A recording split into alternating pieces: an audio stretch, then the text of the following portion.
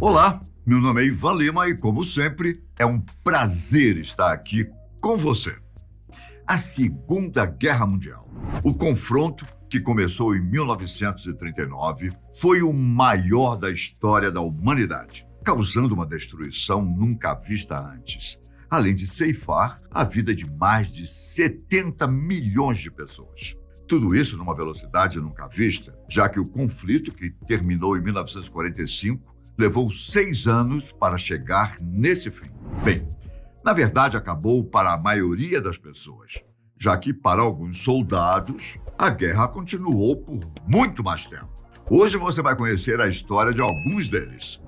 O nosso primeiro caso se passa nas Filipinas, um pequeno país formado por ilhas próximo ao Japão, e que também é até parecido com o seu vizinho, já que, como eu disse, é uma nação asiática formada por ilhas. As Filipinas foram o palco de violentos combates durante a Segunda Guerra Mundial, principalmente após 1942, quando os japoneses invadiram o país e tomaram o controle que antes era exercido pelos Estados Unidos. As ilhas foram libertadas em 1945, ao final da guerra. Porém, em 2005, 2 senhores de mais de 80 anos surgiram das florestas de uma região não habitada. Os 2 pareciam perdidos e confusos. Eles foram encontrados por um empresário que estava de passeio pela região. Ele imediatamente chamou as autoridades. Quando os 2 foram levados para a delegacia, contaram que eram 2 soldados do Exército Imperial Japonês e que passaram os últimos 60 anos se escondendo na selva. Conforme os relatos, os 2 não sabiam nem que o Exército Imperial já não existia mais e que o país de origem deles não era mais uma monarquia. Os 2 contaram ainda que tinham medo de voltar para o Japão e serem acusados de desertar, um crime que é pago com a própria vida. Embora a história pareça incrível, ela foi averiguada de fato. Um encontro foi marcado com os 2 e com um embaixador japonês. Contudo, os supostos soldados nunca apareceram na data marcada e sumiram. Bom, existem boatos de pessoas que teriam visto os 2 simplesmente entrarem de volta na selva e sumirem mais uma vez para nunca mais aparecerem. Enquanto essa história é bem misteriosa, existem casos reais de soldados japoneses que não ficaram sabendo que o conflito acabou. O mais famoso deles é o do ex-oficial da inteligência japonesa, Hiroo Onoda. Ele nasceu em 1922 e se apresentou ao combate quando tinha 22 anos. Foi treinado para servir como um agente de informação e sua missão, conforme seu superior, era simples. Basicamente, ele tinha que sobreviver e não se render a nenhum custo. Agora, pense em um soldado que levou sua ordem a sério. Em 1945, a ilha em que estava foi conquistada pelos aliados, principalmente por tropas norte-americanas. Alguns dos soldados japoneses que resistiram bravamente no local foram mortos ou capturados. Ainda assim, uma pequena parcela de soldados fugiu para as selvas, ou, como eles gostavam de pensar, recuaram para conseguir se defender melhor. Hiroo correu para a floresta com outros 3 companheiros, e assim começou uma etapa de sua vida que duraria décadas. Sem informações do mundo fora da selva, ele e seus colegas permaneceram ali esperando por novas ordens. Acontece também que os filipinos sabiam que ainda existiam soldados japoneses escondidos nas matas. Todos eles provavelmente com medo de voltar ao Japão e serem acusados de desertar. Para se comunicar com esses soldados, as Forças Armadas espalharam cartas pela floresta para que os soldados as encontrassem. A carta exigia a rendição e prometia um passe seguro pelo país. Entretanto, o grupo de Hiroo acreditava que esses bilhetes eram falsificados pelos americanos. Ou seja, tipo de emboscada.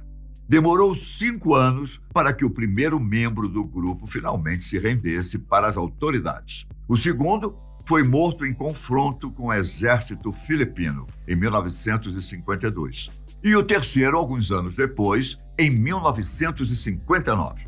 Durante 14 anos, o ex-oficial e seu último colega se recusaram a acreditar que a guerra tinha acabado. Para piorar, a jornada de Hiroo durou muito mais que isso. Só em 1972, 29 anos após fugir para a selva, o ex-oficial aceitou se render. Para isso, foi necessário que a ordem fosse dada pelo seu comandante na época da guerra, quase 30 anos após seu fim. O major Yoshimi Taniguchi viajou até as Filipinas vestido com seu uniforme e pediu para que Hiroo se rendesse, o que finalmente aconteceu.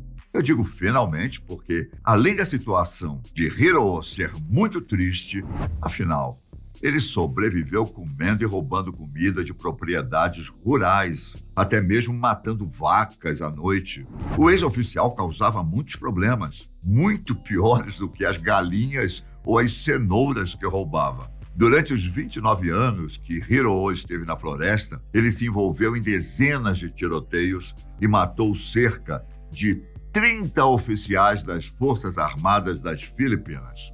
Mesmo com esses crimes, Hiroo obteve indulto para voltar ao Japão. Só que quando voltou à sua terra natal, ele não gostou nada do que viu. Para ele, o país pelo qual havia lutado tão bravamente por tanto tempo havia perdido seus valores. Decepcionado com seu país de origem, o ex-combatente migrou, adivinha para onde? Duvido que vocês acertem. Para o Brasil.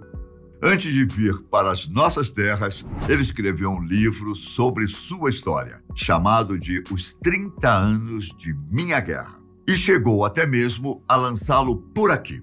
No Brasil, Hiroo se estabeleceu no Mato Grosso e começou a criar gado.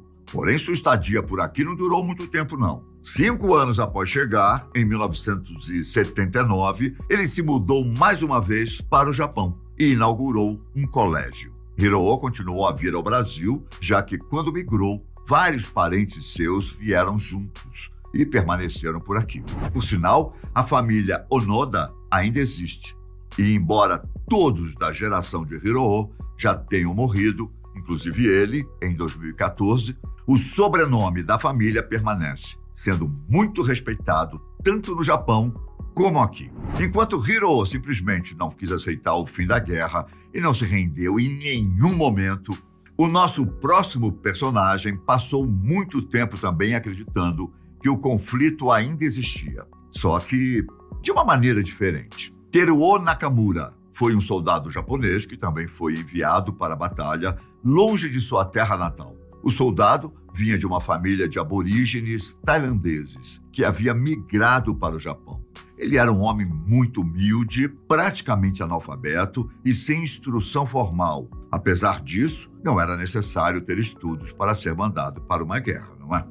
Teruo foi enviado para Taiwan, uma colônia japonesa, e de onde a família dele vinha originalmente. Ele combateu bravamente na ilha até 1944, quando foi conquistada pelas tropas americanas, fazendo com que ele fugisse para a selva, como no outro caso que contei ainda há pouco. No entanto, ao contrário de Hiroo, Teruo ficou sozinho e, para piorar, como não sabia ler, não conseguia entender o que estava escrito nas cartas de rendição espalhadas pela floresta. Lembra delas? Então, a mesma prática foi realizada em várias ilhas onde japoneses e americanos se confrontaram. Um fato que agravou ainda mais a situação de Teruo foi porque o local onde se manteve ficava próximo a uma base militar. Isso fazia com que aviões e caças militares passassem por ali o tempo inteiro.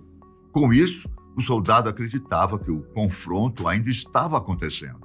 Teruo também passou 29 anos acreditando que a guerra não tinha acabado e foi resgatado também em 1974, quando um voo de reconhecimento avistou um clarão na mata. Quando as autoridades foram conferir, encontrou o homem que havia construído um lar até confortável, uma cabana e um lugar para a lareira, onde cozinhava a comida que colhia da mata. Caramba, que histórias incríveis, não é mesmo? Não, então faz o seguinte, fala aqui pra mim o que você achou dessas histórias. Hã? Sua opinião é muito importante pra gente, hein? Um grande abraço, fica com Deus e até a próxima. Tchau!